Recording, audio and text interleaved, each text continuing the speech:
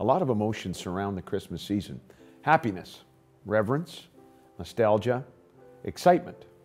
It's a favorite time of year for many of us. We look forward to family times of fun and laughter, seeing someone we love opening a gift into which we have put a little thought, being with friends who we don't see very often, relaxing and enjoying good food, sometimes a little too much good food, and refreshing our faith in the one who is the real reason behind it all. For unto all of us was born that day in the city of David a Savior, who is Christ the Lord. And that baby named Jesus, who was born that night, grew into a man who told us to love one another. And that's the spirit of Christmas.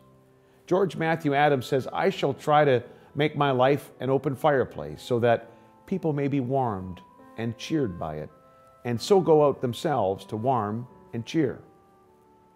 That is because there are often other emotions that surround this season as well.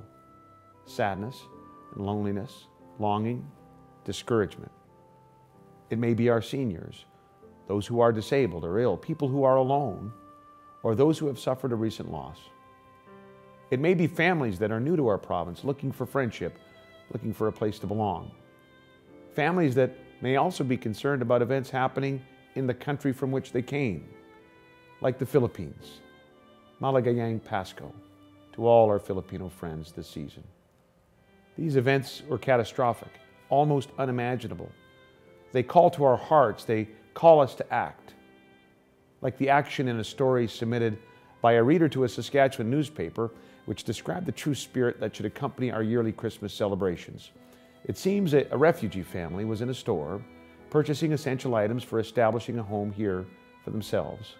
A woman, another customer, approached the family and asked some questions, after which she went off to pick up a toy for the couple's little boy, and then proceeded to pay for the toy and all the other items that they had gathered. It came to several $100s. That is love in action. That is Christmas in action. An anonymous hero, just out sharing some warmth and cheer. A reminder for all of us that to whom much is given, of them much shall be required. Just like the restaurant in Moose Jaw that makes Christmas dinner for the less fortunate. The class of kids in Milestone who regularly visit a senior's home. Or the families in Prince Albert that lovingly place necessities and small treasures in shoe boxes for kids halfway around the world who they will never meet. That's Saskatchewan people reaching out to each other and to those around the world. I encourage all of us here in this great province where so many of us have so much, to share Christmas with someone who needs warmth and cheer. From me and my wife Tammy and our children, Megan, Coulter, and Faith, and on behalf of my colleagues in the government of Saskatchewan, I wish for all of you a Merry Christmas, the joy and peace we all want, and the hope we all need. Merry Christmas and Happy New Year.